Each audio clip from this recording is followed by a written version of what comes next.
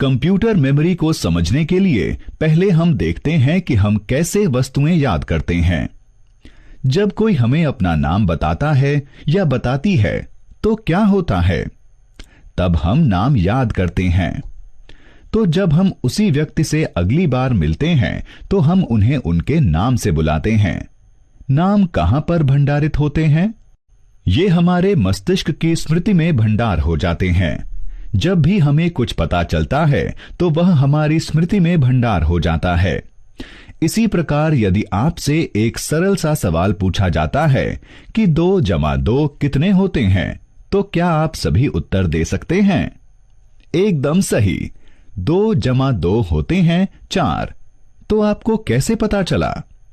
आपने अपने मस्तिष्क में गणना की, सही ना? इसी प्रकार कंप्यूटर को चीजों को याद करने की और कुछ गणना करने की और सरल प्रक्रिया करने की आवश्यकता होती है। इसे एक मेमोरी की आवश्यकता होती है। तो जहां पर कंप्यूटर आंकड़ों और प्रोग्राम को भंडारित करता है उसे कंप्यूटर की मेमोरी कहते हैं। कंप्यूटर में 2 प्रकार की मेमोरी होती है।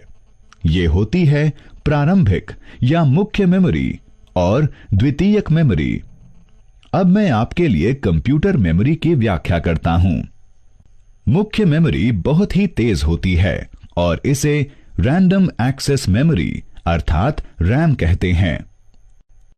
आंकड़े और निर्देश मुख्य मेमोरी में सहेजे जाते हैं, जहां से उन्हें सेंट्रल प्रोसेसिंग यूनिट सीपीयू परिणाम हासिल करने के लिए प्राप्त करता है। रैम वह मेमोरी होती है जिसमें सभी प्रोग्राम भंडारित होते हैं। कंप्यूटर की गति रैम पर निर्भर करती है। कैशे मेमोरी वह मेमोरी होती है जो रैम का हिस्सा होती है और प्रोसेसर के निकट होती है। इसे प्रोसेसिंग गति बढ़ाने के लिए प्रयोग किया जाता है। मुख्य मेमोरी सीमित होती है, तो असीमित आंकड़ों को भंडारित करने के लिए हमें द्वितीयक मेमोरी की आवश्यकता होती है। चलिए समझते हैं कि इसे द्वितीयक क्यों कहते हैं। द्वितीयक आंकड़ों पर रखे गए आंकड़े या कार्यक्रम को कंप्यूटर पर प्रयोग किए जाने के लिए रैम पर प्रति बनाए जाने की आवश्यकता होती है। कंप्यूटर द्वितीयक मेमोरी से सीधे कोई आंकड़ों को प्रोसेस नहीं कर सकता है। द्वितीयक मेमोरी के उदाहरण हैं floppy disk, hard disk, magnetic tape, pen drive, magnetic bubble memory और ऑप्टिकल मेमोरी। कंप्यूटर मेमोरी के बारे में जानना रोचक है।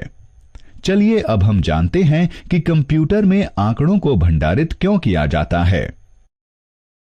कंप्यूटर सभी जानकारियों को केवल 2 ही अंकों 0 तथा 1 में भंडारित करता है। एक एकल बाइनरी अंक जो कि 1 और 0 है को बिट कहते हैं।